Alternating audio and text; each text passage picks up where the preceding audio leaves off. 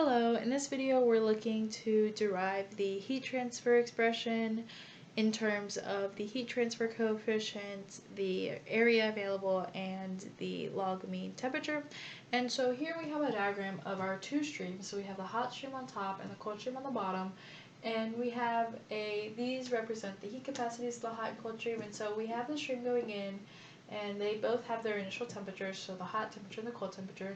As it passes through this change in heat transfer, which is associated with the temperature change, basically what happens is it's their initial temperatures plus the change in the temperature. So going out is going to be the initial hot temperature plus the change in the hot temperature, and then going out for the cold stream is going to be the initial cold temperature plus the change in the cold temperature. And so there's a change in temperature as it passes through because they're in contact with one another. And so when we're looking at the change in heat transfer, we'll write one for the cold and one for the hot. Basically, it's going to be equal to the mass flow times the specific heat for the hot and for the cold streams times the change in temperature for the hot stream and the cold stream. And so this can be equal to the heat capacity of the hot stream times the change in temperature of the hot stream. And for the cold stream, it's going to be the heat capacity for the cold stream times the change in temperature for the cold stream. And so one thing to note is the signs. And so for the hot stream, what's going to happen is as it comes in contact with the cold stream, it's going to decrease in temperature. And so it's going to be a negative. And then for the cold stream, as it comes in contact with the hot stream, it's going to be increasing in temperature, so it'll be a positive. So we'll just leave it as is. And so if we look at the, again, heat transfer, change in heat transfer, it's equal to the heat transfer coefficient times the area times the change in temperature.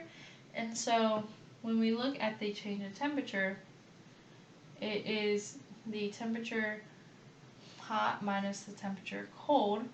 And so if we look at the derivative of the change in temperature, that's going to equal the derivative of the hot temperature minus the derivative of the cold temperature.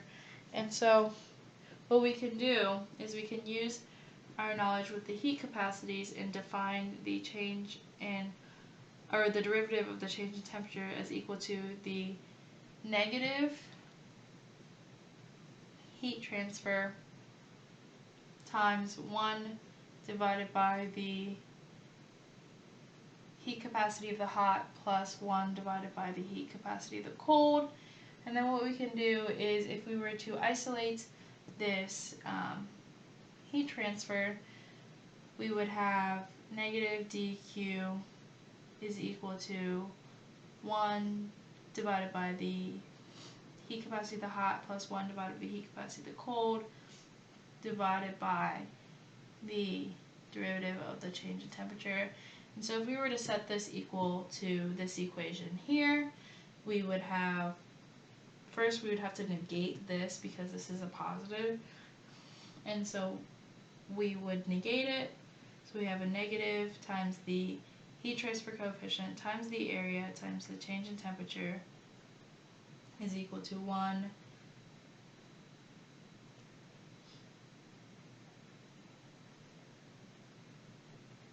or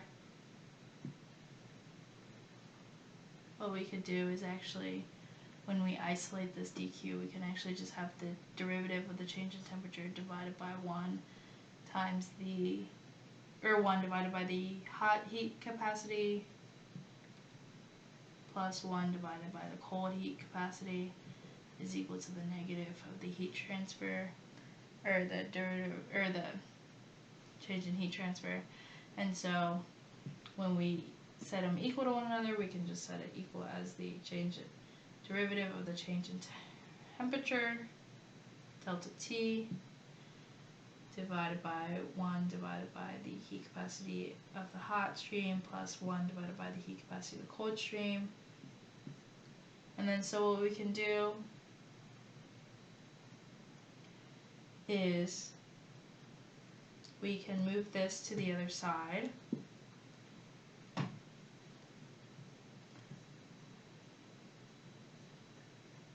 exactly as it is, and then we can move the delta T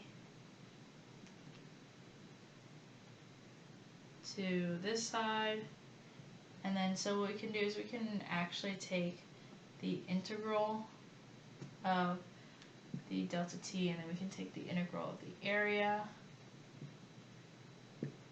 from position 1 to position 2. So position 2 is going to be the inlet, position 1 is going to be the outlet. And so,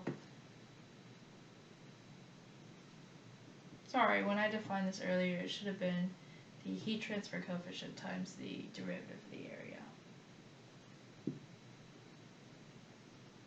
So then we can take the integral when we set them equal to one another. And so that's going to leave us with the natural log of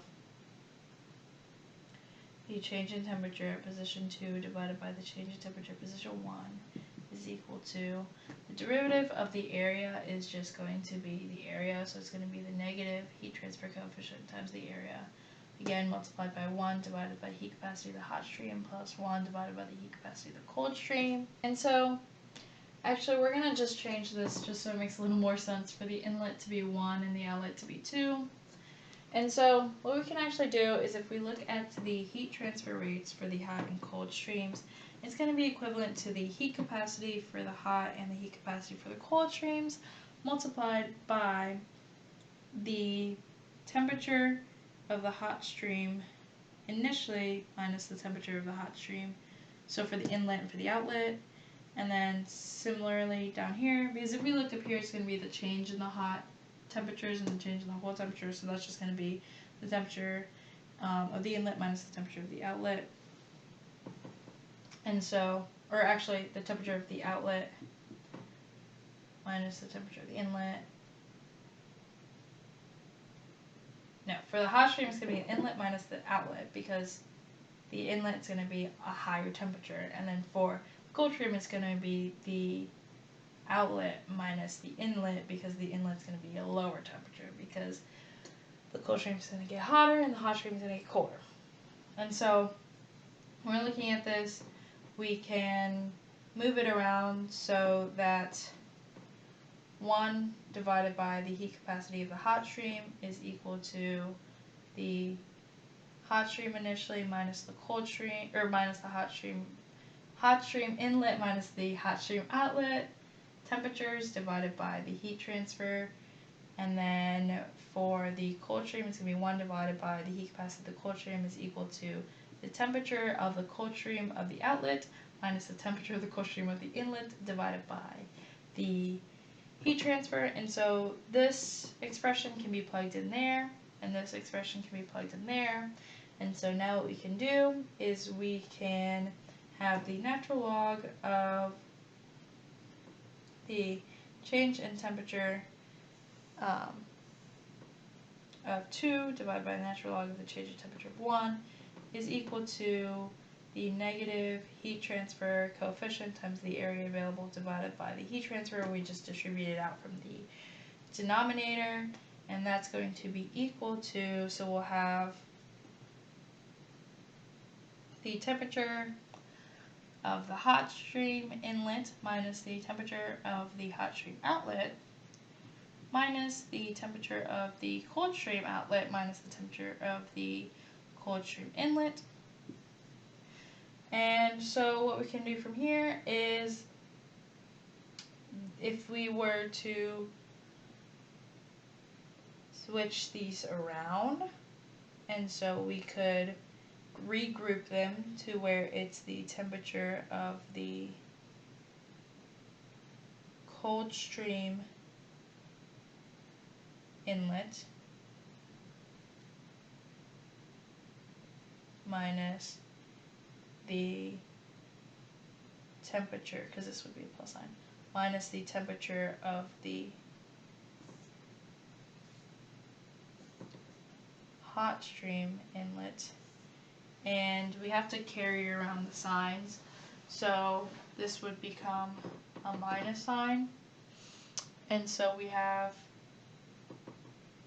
or this is the hot stream outlet, and so if we move the natural log to the denominator on this side, and we move the heat transfer to the left side, we could negate it. So we'll have the heat transfer coefficient times the area. If we negate it, this value here is the change in temperature of the inlet, which is 1, and then this is the change in temperature of the outlet, which is 2. And so if we negate it, we're going to switch them.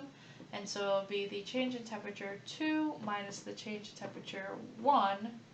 So position 2 and position 1. This is going to be divided by the natural log of the change in temperature 2 divided by the change in temperature 1. But so this natural log is just a log mean of the temperature difference. And so log mean is basically, if you have the log mean, it's that A minus B is equal to the natural log of A over B, or we can have is also equal to B minus A is equal to the natural log of B over A. And so what this basically means is if you were to take the integral of these, eventually the natural log, it's going to converge towards one of the directions. So it's either converge towards A or converge towards B. So that's why we can use this as the log mean temperature difference. And so to simplify it, we'll have the heat transfer is equal to the heat transfer coefficient times the area available times the log mean, or the log mean temperature difference. So that's how we denote the log mean temperature difference. So it's the change delta T Lm. And so that's the final equation for the heat transfer.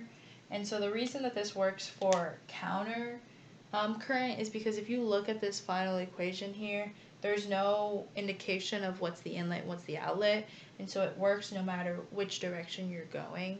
And so that's why this heat transfer works for both this current exchange and then a counter current exchange.